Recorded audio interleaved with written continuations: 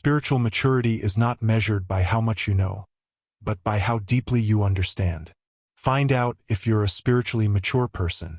True maturity is the state of being internally free enough to respond consciously, to be responsible enough to see the end result in our thoughts, feelings, and actions and how they will affect ourselves, others, and the world beyond ourselves. Here are the 6 signs of spiritual maturity. 1. Maturity is courageous. Maturity involves inner freedom, and freedom is the result of having courage. The courage to think differently and behave differently. In a society that considers maturity as the pursuit of careers, spouses, mortgages, children, and materialism, it takes immense courage to truly be mature and to pursue a path with heart, reconnecting with our authentic selves. 2. Maturity is honest. Many people avoid the truth of who they really are by piling on beliefs, labels, and roles in their lives and clinging to them.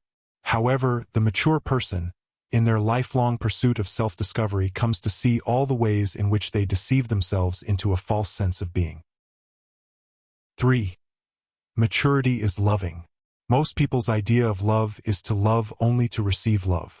I need you to love me so I can love you back is not a very mature way of loving. To be mature means that you can love someone unconditionally, even if they don't love you back, because your own self-love is more than enough.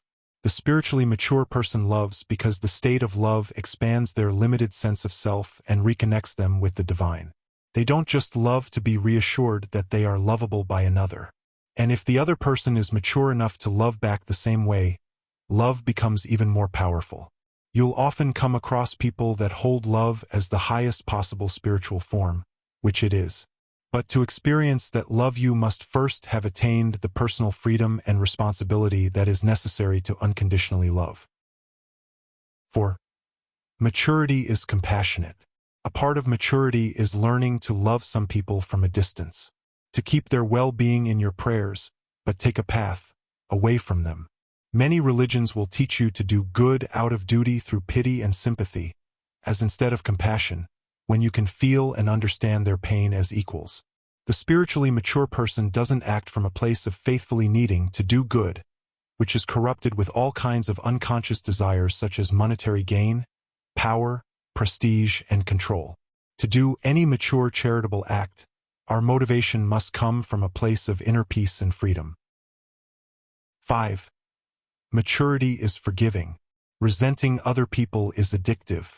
It gives us a false sense of power by believing that we are protecting ourselves from getting hurt again, and we are on the moral high ground. True forgiveness, on the other hand, involves taking responsibility for ourselves and making the decision to no longer attempt to justify or attach ourselves to feelings of hatred and anger.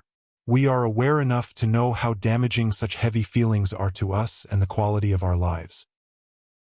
6. Maturity is accepting. Spiritual maturity involves knowing what you can change and accept that which you can't. A person who lives in a constant state of conflict with the world is one who is enslaved to their own internal reactions. They are not free to respond. I am often confronted by people who ask me how I can be so at peace with the state of affairs in the world. The injustice, the chaos, the inequality that saddens them to the point of depression, or feeling like their sensitive natures don't belong to this world. This is closely tied with the forgiveness I mentioned above. I'm not okay with the injustice of the world, but I don't resist it either. I'm aware enough to realize that change can never, and has never, come from an external system, but from an individual internal decision. To be able to help the collective maturity evolve, I must first be able to accept and acknowledge the mess that we are in without resisting it and running away into my self-righteous ideals, without judging it and condemning others so as to make them defensive and lose receptivity to my message. The acceptance of yourself and the acceptance of others is like learning how to flow in a stream without ending up like another solid pebble at the bottom of the river. The awakening of spiritual maturity is the beginning of the process of inner blossoming. It is the beginning of the journey toward the fulfillment of your own potential. Coming to truly know that potential means knowing that you require equal parts sun as you do soil in order to be grounded, but to dance in the wind as well. Your support means the world to me, so please remember to share, like, comment, subscribe, and hit the notifications bell to stay connected and never miss out on our future videos.